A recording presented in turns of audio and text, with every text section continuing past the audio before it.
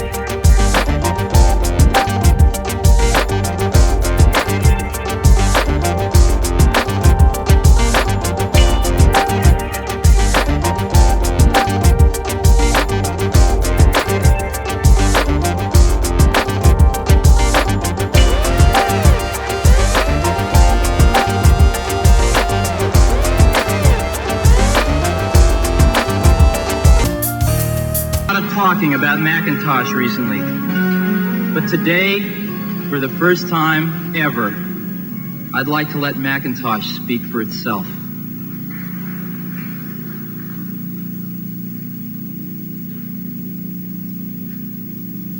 Hello, I am Macintosh. It sure is great to get out of that bag.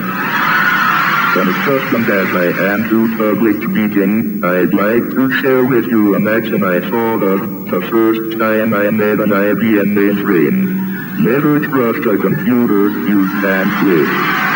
Obviously I can talk, but right now I'd like to sit back and listen. So it is with considerable pride that I introduce a man who's been like a father to me, Steve Jobs.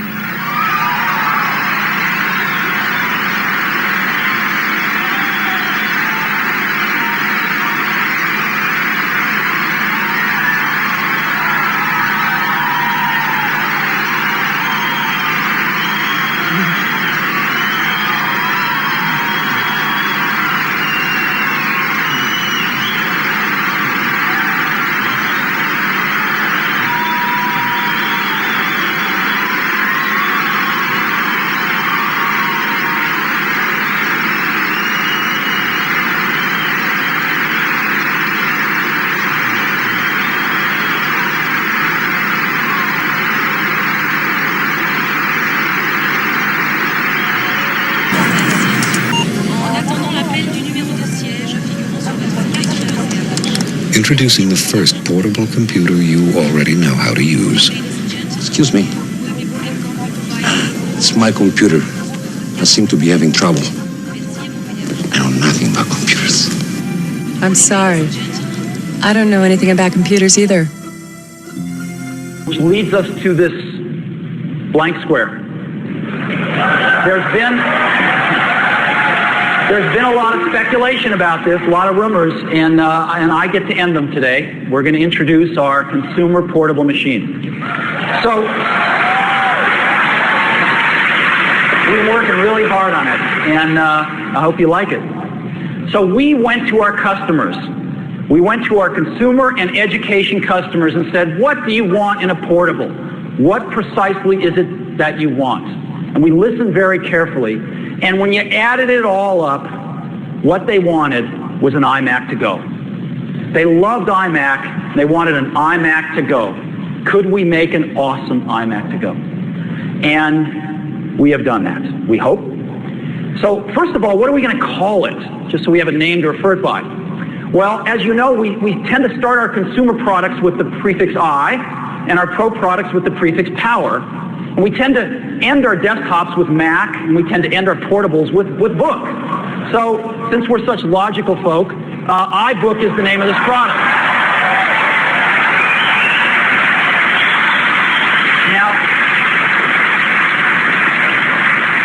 Now what is iBook? Well, as you know, we care a great deal about displays, and displays are never more important than they are in a portable.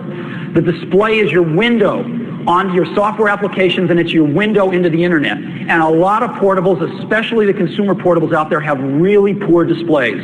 We want to set the bar even higher. We're putting in a 12.1-inch full TFT display.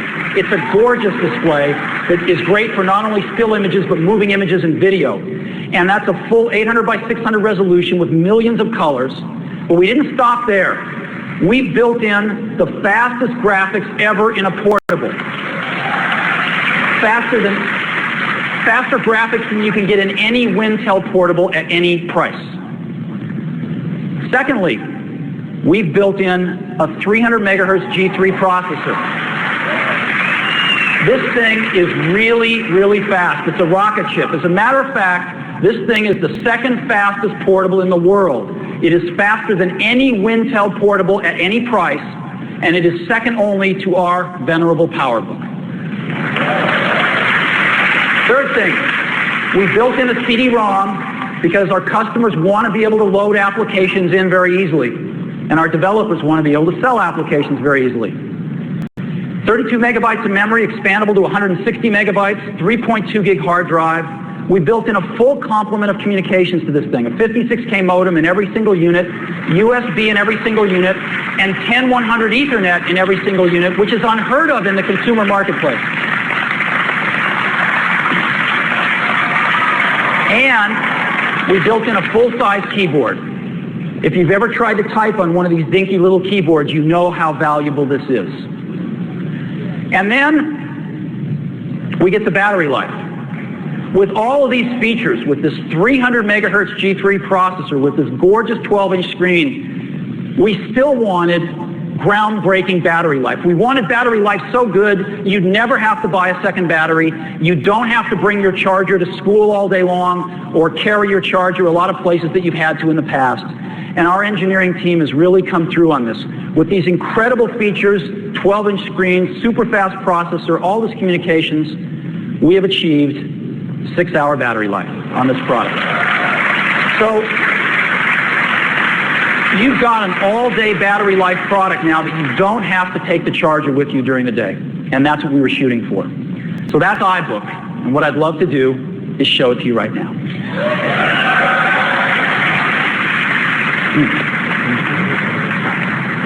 It's really beautiful. This is what it looks like. Okay? That's what it is. And it's got some beautiful features on it. First of all,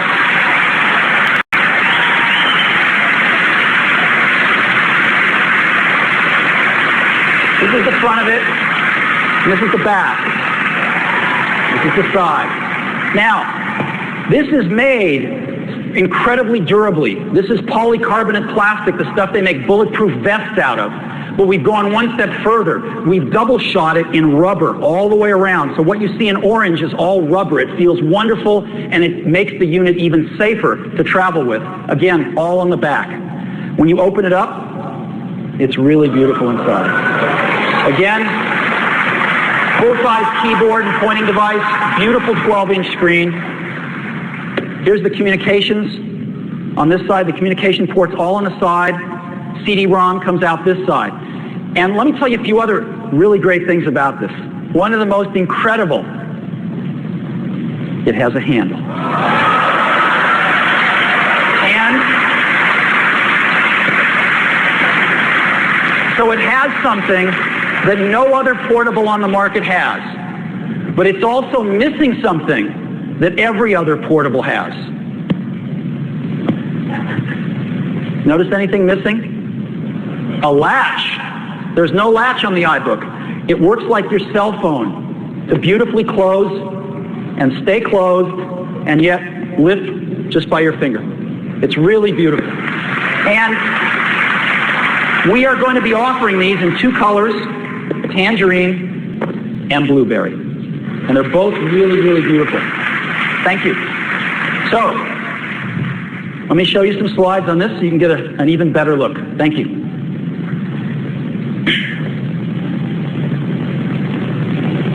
Now,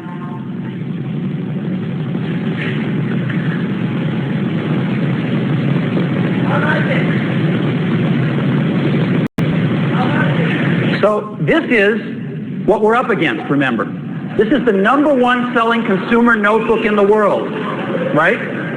And this is iBook. It's really, really beautiful. This is the front. This is what it looks like open.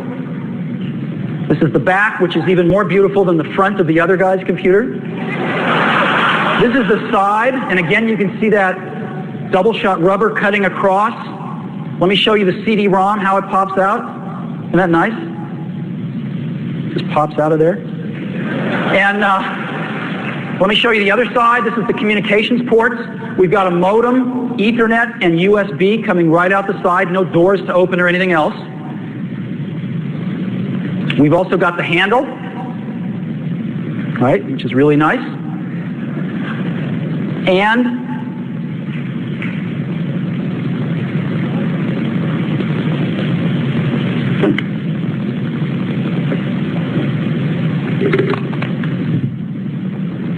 And this is the charger.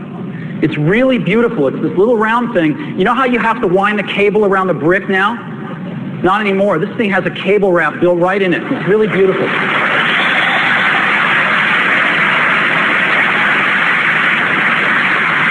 And so, again, we're going to ship iMac in tangerine and blueberry, two wonderful colors. You'll be able to see them out in the booth. They're really, really great. So what are we going to price this at, and when is it available? We thought a lot about pricing. You know, with this complement of features, again, iBook is faster than Wintel notebooks that you could pay $3,000, $3,500 for.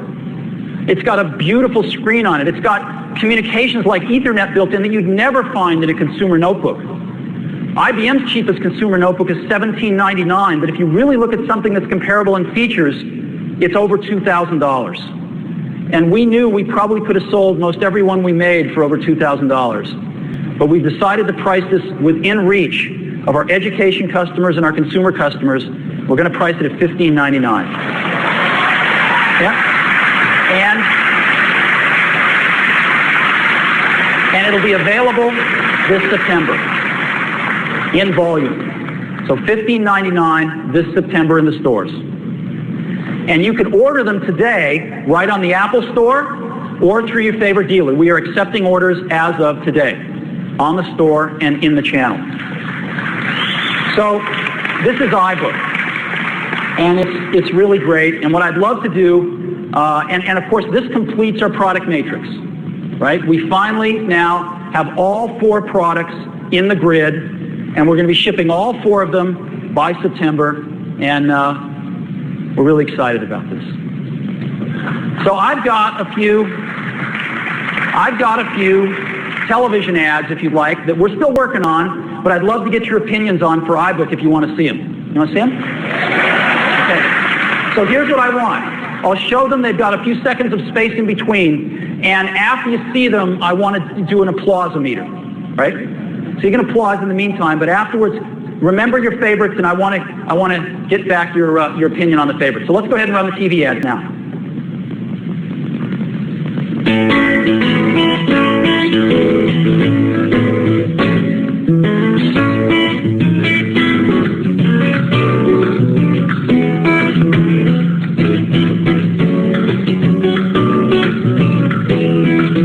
Presenting the iMac Unplugged.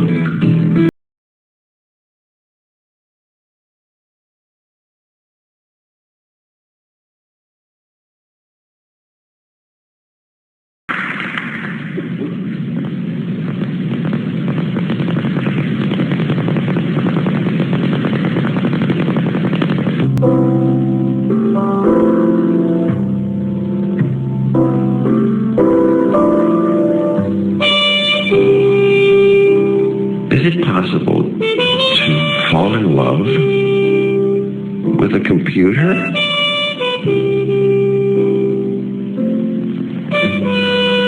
Oh, yes. Oh, yes. Sure is.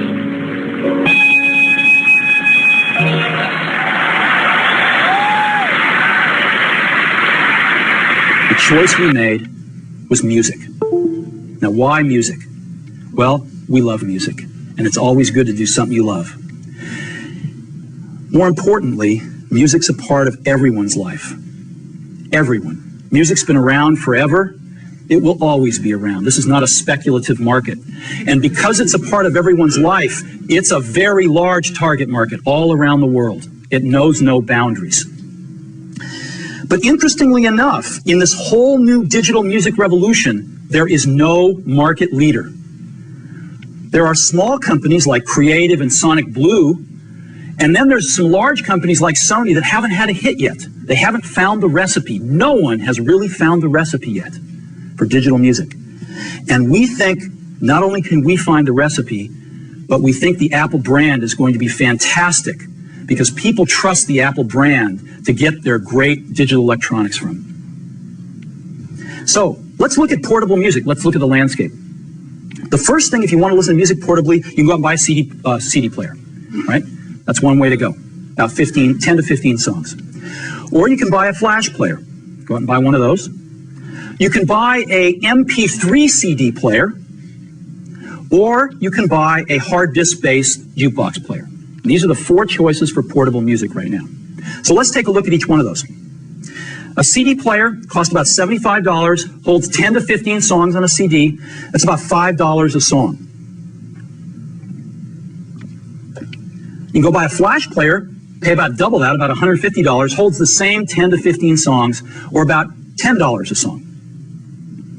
You can go buy an MP3 CD player, and an MP3 CD, which you can burn on your computer, costs about $150, but holds 150 songs. So you get down to $1 a song.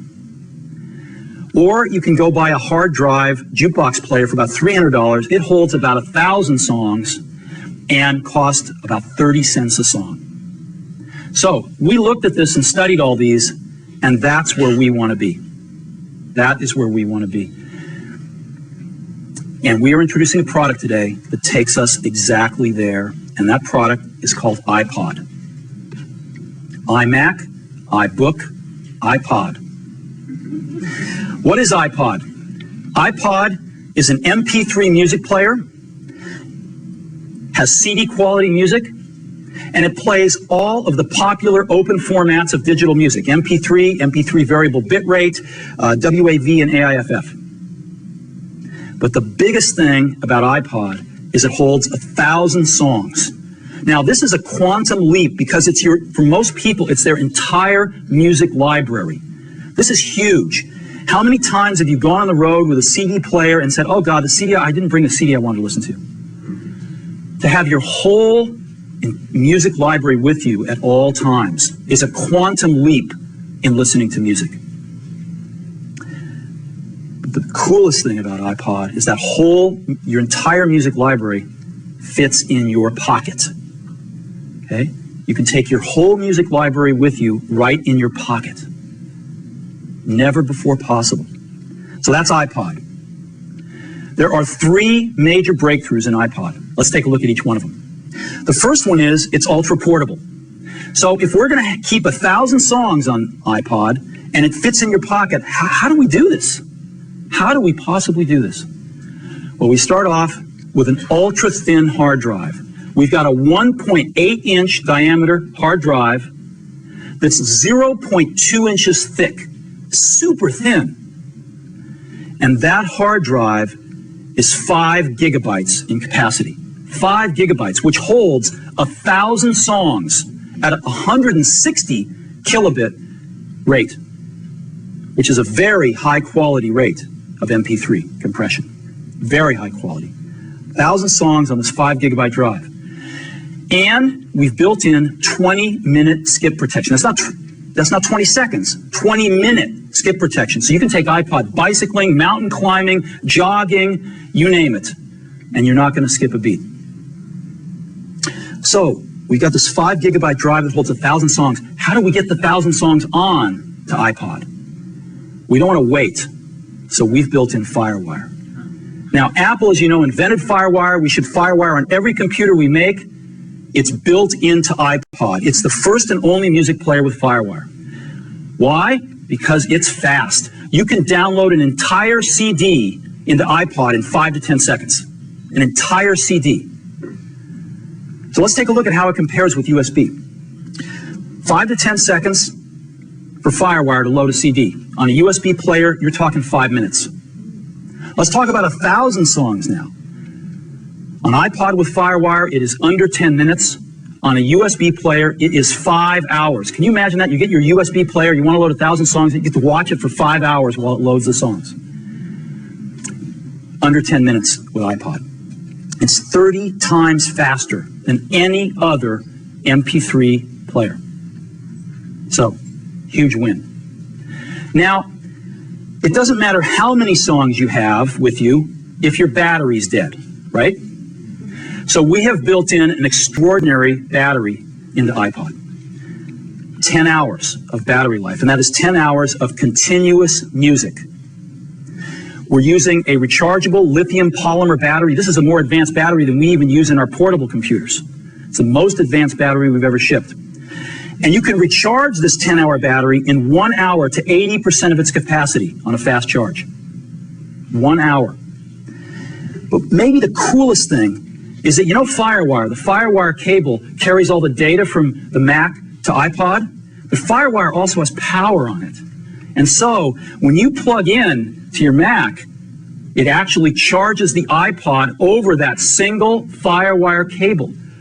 So you don't have another charging cable to worry about. It charges over FireWire every time you plug into your Mac. Now you might say, well, what happens if I'm on the road with my iPod and I didn't bring my Mac with me and my battery's running low? What do? Well, we got a really cool charger that ships as part of iPod too. And this charger has a FireWire port on it. So you take your FireWire cable and just plug it right into the charger and plug it into the outlet and charge iPod wherever you happen to be where there's an outlet. So 10 hours of continuous music playback with a remarkable new battery technology. Now you might be saying, well, this is cool, but you know, I've got a big hard disk in my portable, let's say my iBook. I'm running iTunes, I'm really happy, I got FireWire on my iBook. I don't quite get 10 hours of battery life, but iBook's got better battery life than any other consumer portable. So what's so special about iPod here? It's ultra portable. An iBook is really portable, but this is ultra portable. And let me show you what I mean. iPod is the size of a deck of cards. A deck of cards. It is 2.4 inches wide, it is 4 inches tall, and it is barely over 3/4 of an inch thick. This is tiny. It also only weighs 6.5 ounces. That is lighter than most of the cell phones you have in your pockets right now. So this is what's so remarkable about iPod. It is ultra portable. We didn't stop there. iPod has got Apple design. We got one of the best design teams in the world, and they have done a remarkable job. And let me show you. This is what iPod looks from the side. Again, about 3/4 of an inch thick. I'm going to show you the back first because I'm in love with it. It's stainless steel. It's really, really durable. It's beautiful. And this is what the front of it looks like. Boom. That's iPod. I happen to have one right here in my pocket, matter of fact. There it is, right there.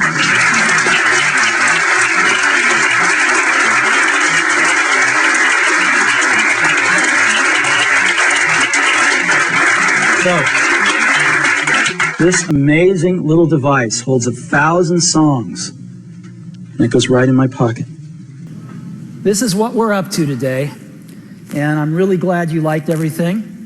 But there is one more thing that I want to talk about. You know, there's been this pesky little problem of the power books.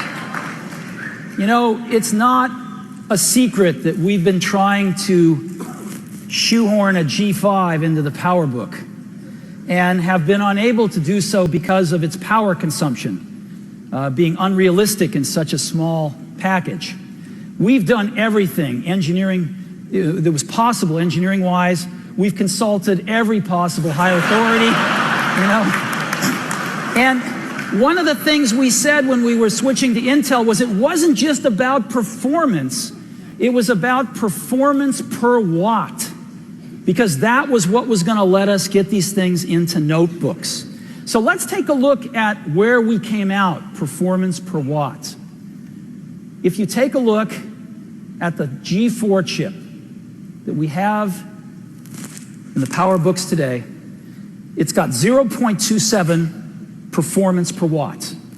Now, to put a G5 in, which has got a lot higher performance, we needed a higher performance per watt too, so that the power didn't go up with that performance. Well, it turned out that the G5 was even worse than the G4 in terms of performance per watt, which is what kept us from doing what we wanted to. But the Core Duo was designed for this from the start. Look at that. And so it is 4 times better than the G4 and 4.5 times better than the G5. And so today we are introducing a new notebook computer that we are calling the MacBook Pro. It's a new name.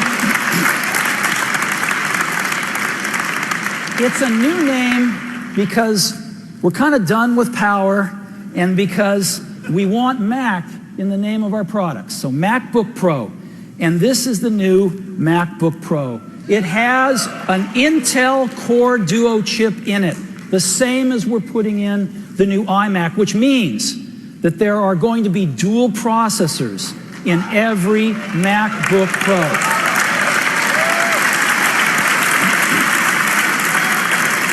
So, what does this yield? This is hard to believe, but this is what the numbers tell us. 4 to 5 times faster than the PowerBook G4. These things are screamers. 4 to 5 times faster. Let's take a look at the numbers. So, a PowerBook G4 compared to the new MacBook Pro Core Duo. Integer, 4.5 times faster, 6.7 to 30.3. Floating point, 5.2 times faster, 4.9 to 25.6. 4.5 and 5.2 times faster. So, the new MacBook Pro is the fastest Mac notebook ever, obviously. It's also the thinnest. It's an inch thin, and it's even a hair thinner than the 17-inch PowerBook. It's the thinnest one we've ever shipped. It's got some amazing new features, too. First of all, it's got a 15.4-inch widescreen LCD display that is as bright as our cinema displays. Really bright. It's a gorgeous display. And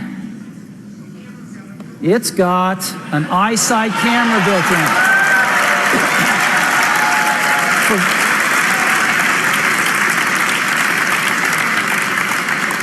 So now you can have video conferencing right out of the box and on the go.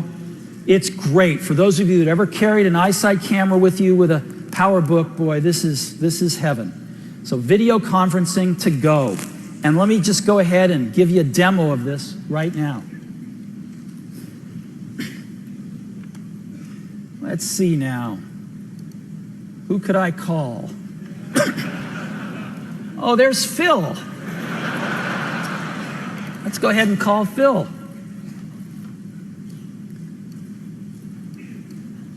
Where's Phil, I wonder?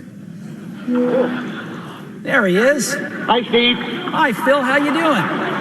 Pretty good. I'm out here in the audience. I got a brand new MacBook Pro with its built-in iSight camera. It's a blast. There's Phil right there.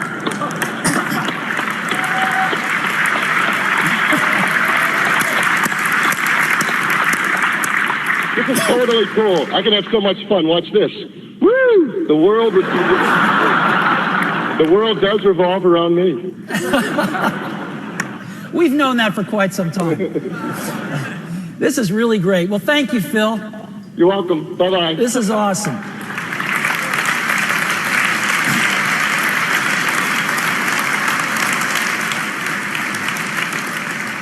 So video conferencing on the go, you just saw it working over wireless networking. It just all works right out of the box. And another great feature is we've got the IR sensor and the Apple remote. And so we have front row built right in to the new MacBook Pro. So you can enjoy your media from across the room, best media experience in the world.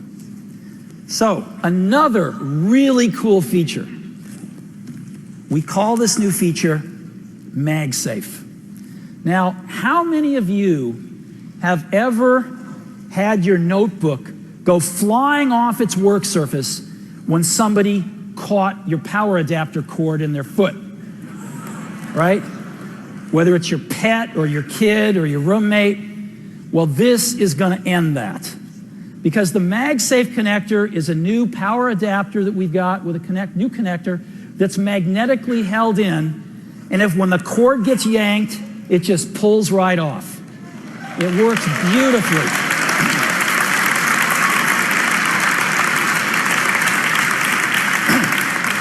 And this is going to save us all a lot of hassle, you with getting your notebooks fixed, us with having to fix them. It's going to save us all a lot of work, because it just yanks right out, nothing gets damaged, and patent pending, the new MagSafe power adapter. So, 1 inch thin, 5.6 pounds, the new MacBook Pro. It's got some amazing standard features. Just to review them, an iSight video camera, Apple remote with front row, MagSafe power connector, backlit keyboard with the ambient light sensor, scrolling trackpad, which is fantastic, sudden motion sensor, which, as you know, Apple invented and holds all the patents for, a DVI video out, which will even drive your 30-inch cinema display if you wanted to, and, of course, full digital, optical, as well as analog audio in and out. So these are just the standard features. We're offering the MacBook Pro in 2 models. A $1999 model with a 1.67 gigahertz Intel Core Duo, 667 megahertz frontside bus, which is 4 times faster than the PowerBook it's replacing, half a gigabyte of memory, much faster graphics, again, the ATI Radeon X1600 graphics chip, built-in wireless networking, and the new Express card slot, which is the new industry standard, built right into the MacBook Pro from the start, and a $24.99 model, which is faster processor, more memory, bigger hard drive for those folks that need a little bit more. The new MacBook Pro I've been looking forward to for 2.5 years.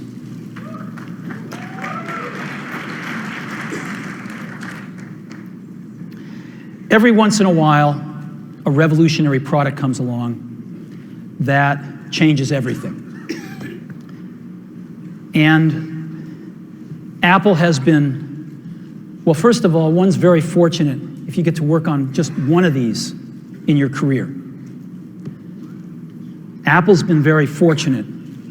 It's been able to introduce a few of these into the world. In 1984, we introduced the Macintosh. It didn't just change Apple, it changed the whole computer industry.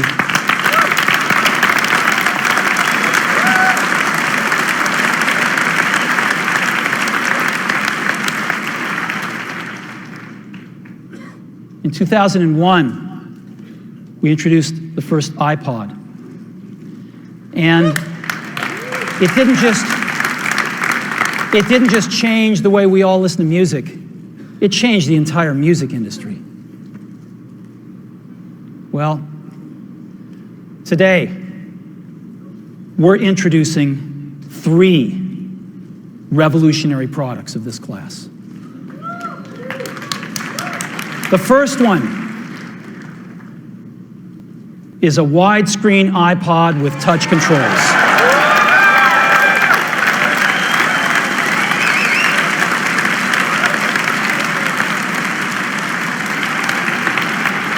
The second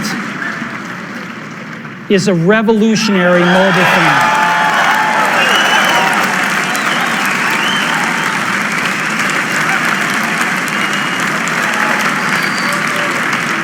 And the third is a breakthrough internet communications device. So, 3 things: a widescreen iPod with touch controls, a revolutionary mobile phone, and a breakthrough internet communications device. An iPod, a phone, and an internet communicator. An iPod, a phone. Are you getting it? These are not 3 separate devices. This is one device. And we are calling it iPhone. Today, Apple is going to reinvent the phone. And here it is.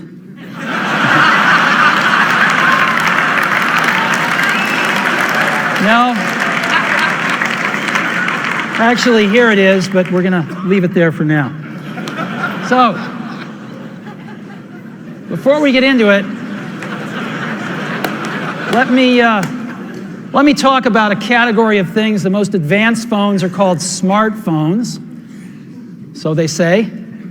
And they typically combine a phone plus some email capability, plus they say it's the internet, sort of the baby internet, into one device, and they all have these plastic little keyboards on them. The problem is that they're not so smart and they're not so easy to use. So if you kind of make a Business School 101 graph of the smart axis and the easy to use axis, phones, regular cell phones are kind of right there. They're not so smart and they're not so easy to use.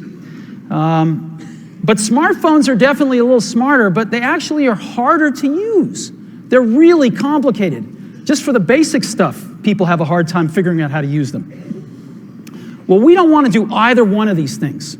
What we want to do is make a leapfrog product that is way smarter than any mobile device has ever been and super easy to use. This is what iPhone is, okay? So, we're going to reinvent the phone. Now, we're going to start with a revolutionary user interface. Is the result of years of research and development, and of course it's an interplay of hardware and software. Now, why do we need a revolutionary user interface? I mean, here's 4 smartphones, right? Motorola Q, the BlackBerry, Palm Treo, Nokia E62, the usual suspects. And what's wrong with their user interfaces? Well, the problem with them is really sort of in the bottom 40 there. It's this stuff right here. They all have these keyboards that are there whether you need them or not to be there. And they all have these control buttons that are fixed in plastic. and are the same for every application. Well, every application wants a slightly different user interface, a slightly optimized set of buttons just for it. And what happens if you think of a great idea 6 months from now? You can't run around and add a button to these things. They're already shipped. So what do? It doesn't work because the buttons and the controls can't change. They can't change for each application, and they can't change down the road if you think of another great idea you want to add to this product. Well, how do you solve this? It turns out we have solved it. We solved it in computers 20 years ago.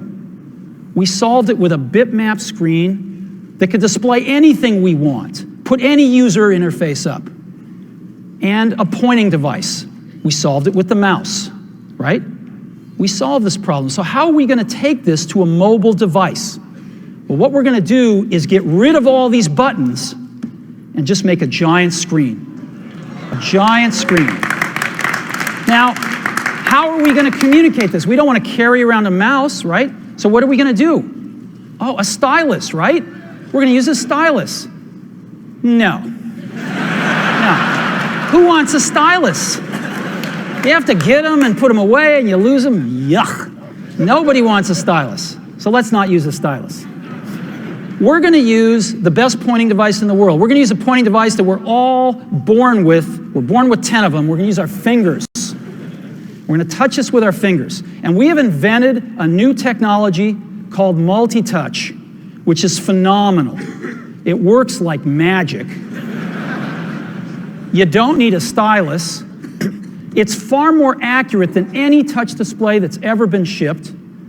It ignores unintended touches. It's super smart. You can do multi-finger gestures on it. And boy, have we patented it.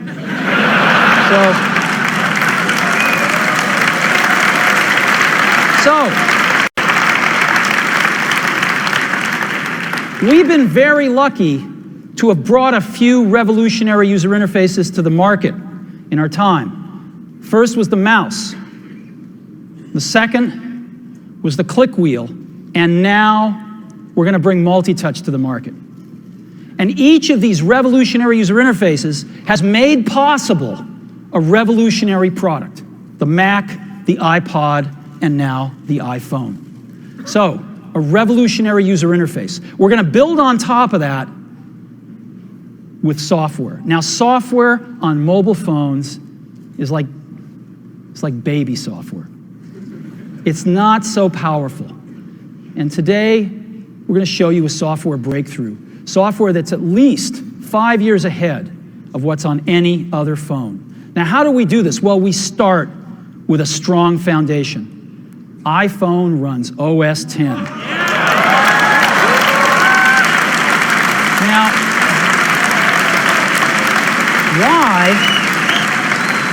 why would we want to run such a sophisticated operating system on a mobile device? Well, because it's got everything we need. It's got multitasking. It's got the best networking. It already knows how to power manage. We've been doing this on mobile computers for years. It's got awesome security. And to write apps, it's got everything from Cocoa and the graphics, and it's got core animation built in, and it's got the audio and video that OS X is famous for. It's got all the stuff we want, and it's built right in to iPhone. And that has let us create desktop-class applications and networking, right? Not the crippled stuff that you find on most phones. This is real desktop-class application. What is it? Well, as you know, Apple makes the best notebooks on the planet. The MacBook and the MacBook Pro. These are the standards in the industry by which competitive products are judged. Well, today, we're introducing a third kind of notebook. It's called the MacBook Air. Now, what is the MacBook Air? In a sentence, it's the world's thinnest notebook. So, what does that mean? Well, we went out and looked at all the thin notebooks out there. most people think of these, the Sony TZ series, they're good notebooks, and they're thin. Right? This is what they look like. Side view there. We looked at all of them out there and kind of tried to distill the best of the breed of all of them. And, you know, they generally weigh about 3 pounds. They're, in this case, in the Sony's case, they're about 0.8 inches to 1.2 inches thin. They're wedge shape. This is quite representative. They compromise, though, to get the weight down on things like the display. They have an 11 or 12-inch display, most of them an 11. They also compromise on the keyboard. Instead of putting full-size keyboards in, they make miniature keyboards. And they don't run them as fast as they could because their thermal envelopes don't support faster processors. So we looked at this and we said, what do we like and what do we think is a compromise here? We think the weight's a good target. 3 pounds. But we think there's too much compromising to get there. Too much compromising on thickness, too much compromising on less than a full-size display, less than a full-size keyboard, and we think you could put even more performance in one of these products. So, let's take a look at the thinness first. This is that Sony product. Again, one of the best in the field. 1.2 inches down to 0.8 inches. This is the MacBook Air.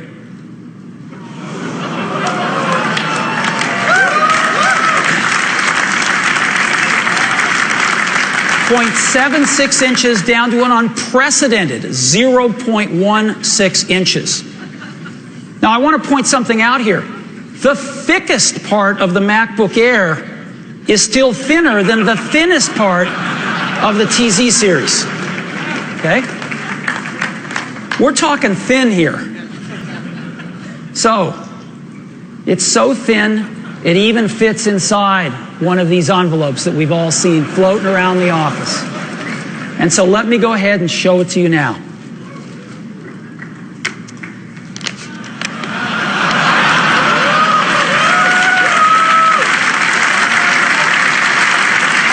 This is it. Let me take it out here.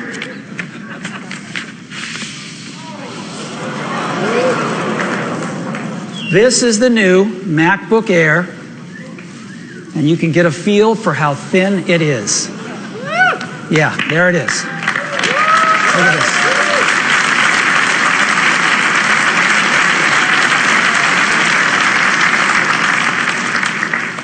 All right. Amazing product here. Full-size keyboard, full-size display. And this is what it looks like. Isn't that amazing?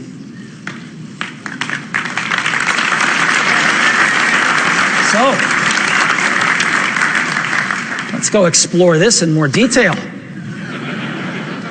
So again, it fits inside one of these envelopes. It's that small. This is what it looks like. Isn't that incredible?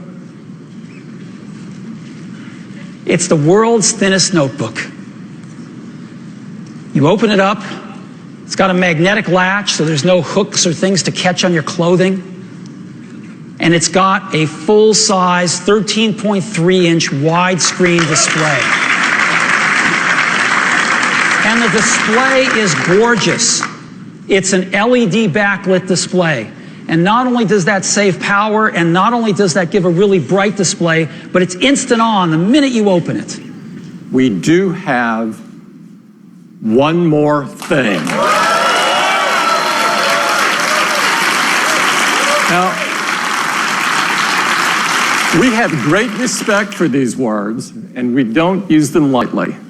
Our teams have been hard at work for years on something that is important to all of us, the future of the smartphone.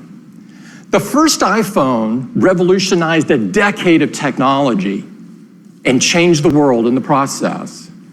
Now, 10 years later, it is only fitting that we are here in this place on this day to reveal a product that will set the path for technology for the next decade.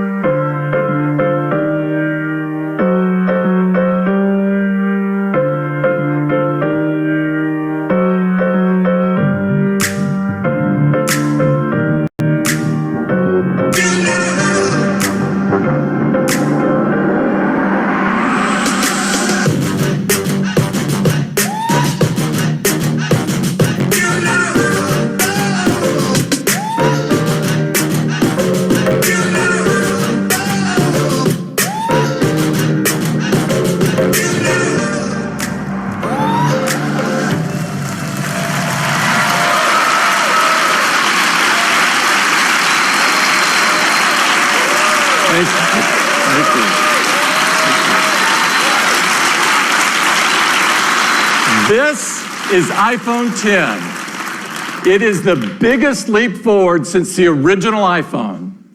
And to tell you all about it, I'd like to invite Phil back up. Phil? Thank you, Tim. I think you can imagine there are a lot of people at Apple that didn't get much sleep last night preparing for this. This is so exciting. I mean, it is all screen. It is beautiful to look at. It is incredible to hold. The display fits edge to edge, top to bottom. It goes into each corner where it follows the tight curve of the design. It has glass on both the front and the back, using the same super strong formula as iPhone 8. The band is made from a surgical grade stainless steel that's both durable and polishes to a beautiful finish. And look how the glass and the stainless steel form a continuous surface from front to back. There has never been anything like it. It's engineered to be water and dust resistant at a microscopic level. It comes in two beautiful finishes, space gray and silver. Each has an incredible depth and a pearlescence to the color in the glass. iPhone 10 has an all-new display. It's called the Super Retina display.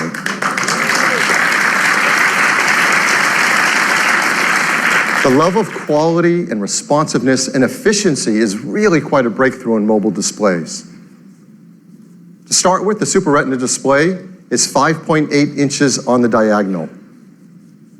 It's got 2436 by 1125 resolution. That's over 2.7 million pixels. It has 458 pixels per inch. Now, this is the highest resolution and pixel density ever in an iPhone. I mean, it's remarkable how this larger display can be packed into a phone that fits so comfortably in our hands. The Super Retina display uses OLED technology. Now, this is the first OLED display great enough to be in an iPhone. Traditional OLED displays have had great benefits, like high contrast and resolution, and no backlight means you can make them thinner. But they came with trade-offs in brightness and rich colors and color accuracy, at least compared to our Retina displays. But the Super Retina display overcomes all of these deficiencies and lives up to all that we expect from an iPhone display. In addition, the new Super Retina display supports HDR in both the Dolby Vision and HDR10 formats. It has an incredible 1,000,000 to 1 contrast ratio. It has the best color accuracy. It integrates our unique 3D touch technology right into the display. And like iPhone 8, it includes True Tone. Now, all this innovative Super Retina display technology is great, but it's the point of it that matters. And the point of it is to enable an entirely new experience that's more fluid, more intuitive. So let's start with the simplest thing. How do you wake up your iPhone 10? Well, certainly you can raise to wake just like before, but now you can also just tap on the screen and it wakes up. Now, with the display going edge to edge and top to bottom, there's no more home button. And this is an important part and a big step forward in the iPhone user experience. Something we use hundreds of times a day for so many tasks is an opportunity to rethink how iPhone should work and how we can make it better. So now, when you want to go to the home screen, you simply swipe up from the bottom and you go home. It's that simple. It's that easy. It's incredibly smooth. And once you do it for the first time, you'll know there's never been a better way. And it works the same way across the system. If you're running an app like Mail and you want to go home, what do? You simply swipe up from the bottom and you go home. It's that easy and that intuitive and so much nicer. Now, the same fluid gesture also works for multitasking. So if you're in an app and you want to multitask, you just swipe up from the bottom, you pause for a split second, and you're in multitasking. And then you can tap on any app and jump right to it. We also use the home button for Siri. So how are we going to do that now? Well, of course, you can just speak to your phone as before and say, "Hey Siri." No, I didn't set anyone's phones off. Or you can now press the side button in, which has been made larger. Once you press it in, you can just talk to Siri. I know what you're thinking about. Well, what about unlocking? How do you unlock your phone with iPhone 10? I mean, this has been a very important part of the iPhone user experience from the very beginning. The first iPhone, we led the way with multi-touch, and we created slide to unlock. And this protected the iPhone from turning on when you didn't want it to, like in your pocket. Starting with iPhone 5S, we invented Touch ID. We made it fast and easy to protect all your data and unlock your phone with just your fingerprint. And Touch ID became the gold standard in consumer device biometric protection. But we know we can do something that's better. With iPhone 10, your iPhone is locked until you look at it and it recognizes you. Nothing has ever been simpler, more natural, and effortless. We call this Face ID.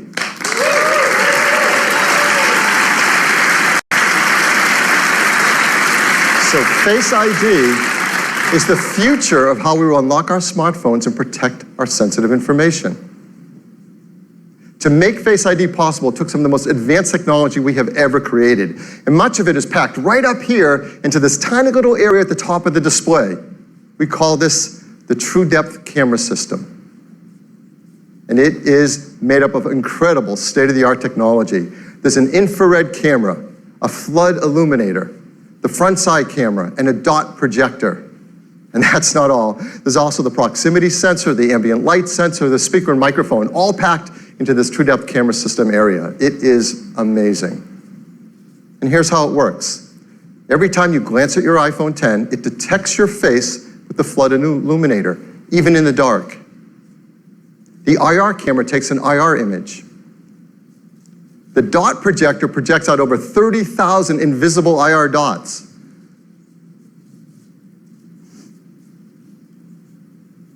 We use the IR image and the dot pattern and we push them through neural networks to create a mathematical model of your face. And then we check that mathematical model against the one that we've stored that you set up earlier to see if it's a match and unlock your phone. Now, this all happens in real time. It all happens invisibly. You don't see these things going off. It's incredible. It just all works and all happens. To create Face ID, we worked with thousands of people around the world, and the team took over 1 billion images. And with that, they developed multiple neural networks to create Face ID. And to process the machine learning in Face ID's neural networks, we built Apple's first ever neural engine. Yeah, this is a big deal. In our pockets, in our phones, is an A11 Bionic chip with a built-in neural engine to process face recognition.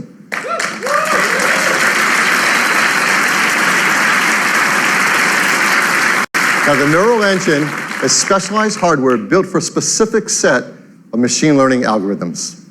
This is another example of the incredible collaboration between the hardware and software teams that's only possible at Apple. The neural engine is a state-of-the-art, ultra-fast processing system. It uses our highest density computing ever. It's a dual-core design. It can perform over 600 billion operations per second, and it's used to the real-time processing of Face ID recognition. But for all of us, it's just super easy and fun to use. When you set up Face ID, you just follow the on-screen instructions, and it tells you how to move your head around in the camera so Face ID can recognize your face. And that's it. You do that once when you set it up. And Face ID learns your face. Even if you change your hairstyle, you decide to put on glasses, you're wearing a hat, or you do it up any way you do it, Face ID learns your face. It learns who you are. And it adapts to you as your face changes over time. Let's say you start to grow a beard. It works in day, it works at night. Now the teams worked hard to make sure the Face ID can easily be spoofed by things like photographs. They've even gone and worked with professional mask makers and makeup artists in Hollywood to protect against these attempts to beat Face ID. These are actual masks used by the engineering team to train the neural networks to protect against them in Face ID. It's incredible. The teams worked hard to protect your face data. Yes.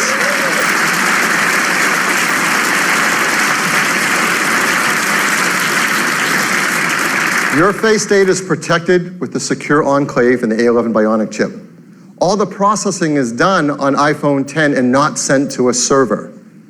We require user attention to unlock. That means if your eyes are closed, you're looking away, it's not going to unlock. Now, how do we compare that to Touch ID? How secure is it? Well, there's no perfect system, not even biometric ones. But as we said earlier, Touch ID is the gold standard for consumer device biometric protection. And the data for Touch ID has been 1 in 50,000, meaning that the chance that a random person could use their fingerprint to unlock your iPhone has been about 1 in 50,000, and it's been great. So what are the similar statistics for Face ID? 1 in a million.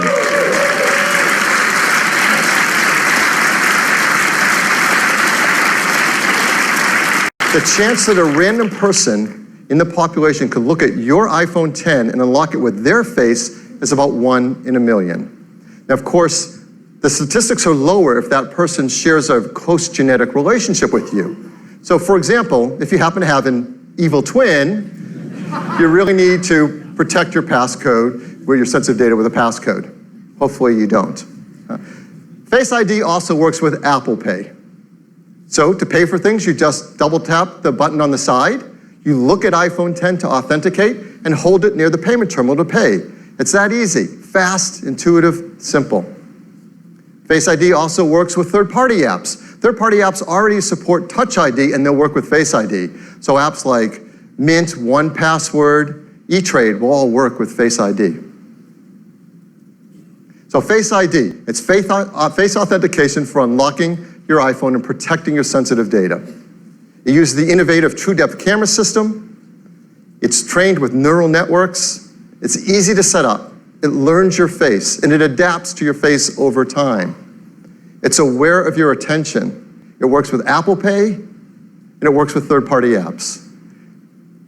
This TrueDepth camera system is incredible technology, and it's going to enable so many great new user experiences. The first one, of course, is Face ID. But the team decided to create another great experience with it as well. This is a fun one. It has to do with emojis. Now, we use emojis to communicate with others and to express emotion, but of course you can't customize emojis. They only have a limited amount of expressiveness to them. So our team created something called Animoji. These are animated emojis. These are emojis that you control with your face. Animojis track more than 50 facial muscle movements. They've been meticulously animated to create amazing expressiveness. You can just watch this, can't you? The way you create and share an emoji are right from within Apple Messages. You said a little late. Where are you? You can pick from a dozen different animated emojis to share and express whatever you want to express to your family and friends.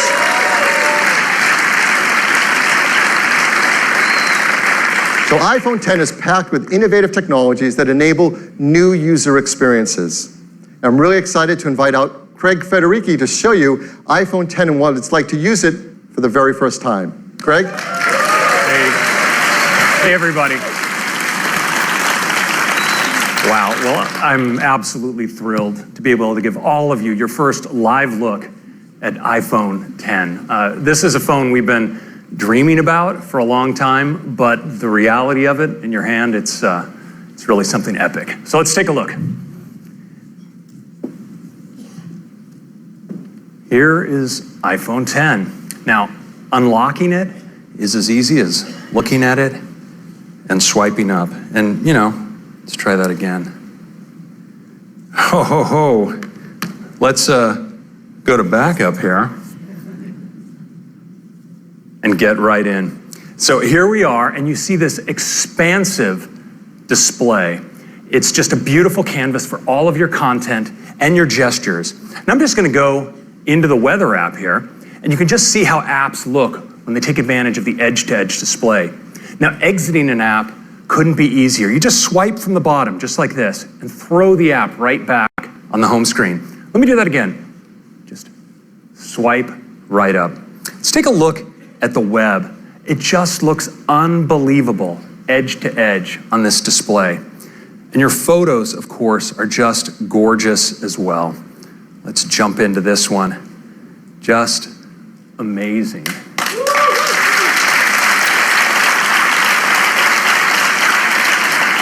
Now, video, of course, is unbelievable on the Super Retina display. It looks great in portrait and in landscape. And of course, this is HDR video. Just incredible looking. Now, Phil told you a little bit about multitasking on the device. Let me show you. I'm just going to jump into Maps. And if I want to move between my applications, I can just swipe up and stop, and my other apps all come in. I can get at them with a tap. Just lift. It's just that easy. And we have a great shortcut as well. You can actually move back between apps just by swiping along the bottom like this. It's really easy. Now, you may be wondering about Control Center, and worry not. Right where your status indicators are in the upper right-hand corner, you can just swipe down and get at Control Center from anywhere. It's that easy. Now let's take a look again at Face ID, because unlocking your phone is just amazingly intuitive. You just raise it, look at it, and swipe right up to get started.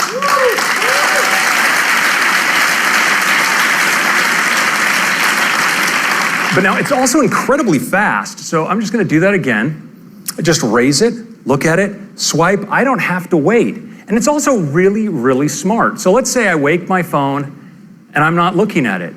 It stays locked. But once I give it my attention, well, it unlocks and I can get right in. It's really cool.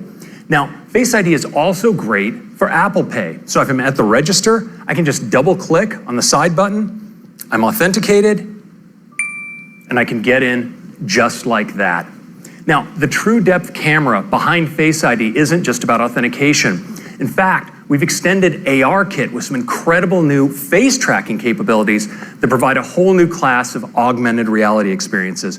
Now, we've been working on one with Snapchat, and I'd like to show it to you now. So I'm gonna launch in. You see it builds a mesh of my face, and now I can just select a mask.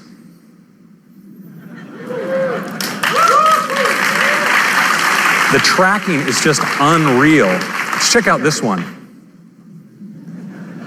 Now look at the detail over the eyes, the incredible metallic reflections, the quality of the tracking, it's just stunning.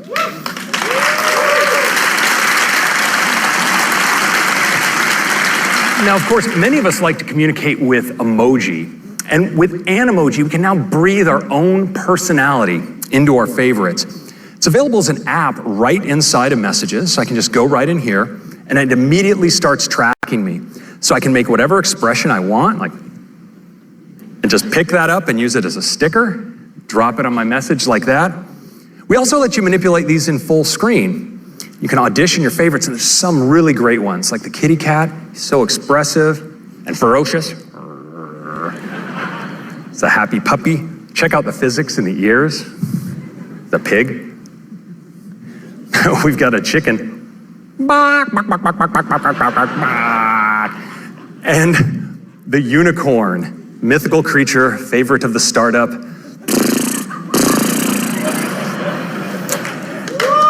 And yes.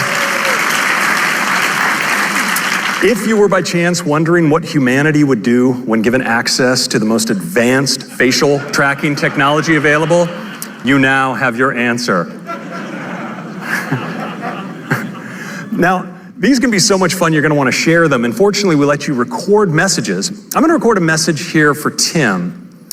Hey, Tim, I'm not sure what the protocol is here, but I'd like to call dibs on the fox for my favorite emoji. Which one do you like? Hey, Tim, I'm not sure what the protocol is here, but I'd like to call dibs on the fox for my favorite emoji. Which one do you like?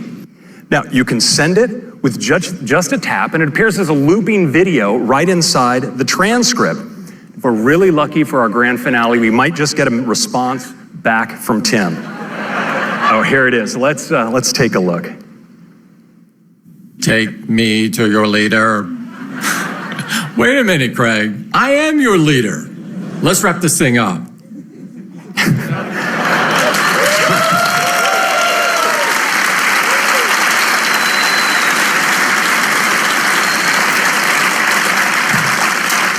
So that is your first look at the new iPhone X and the amazing experience with the True Depth camera.